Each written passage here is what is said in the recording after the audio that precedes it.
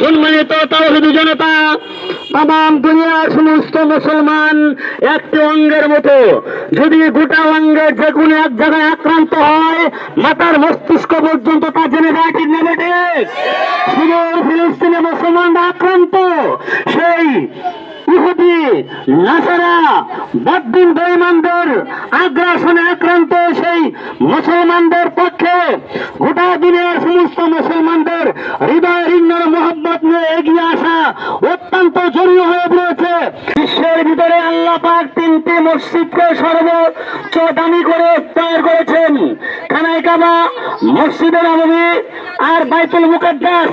বাইতুল মুকাদ্দাস মসজিদ নিয়ে যে সমস্ত প্রোপাগান্ডা চলছে, খোদার কসম করে বললে ভুল হবে না, কিয়ামতের আগ পর্যন্ত বাইতুল মুকাদ্দাস ইহুদিদের হাতে যাবে না, যাবে না, যাবে না। মুসলমানদের সর্বশেষে জয় মুসলমানদের। ইসলাম দুনিয়াতে রক্ত ভেসে এসেছে, কসুরির পানার মতো আসে নাই।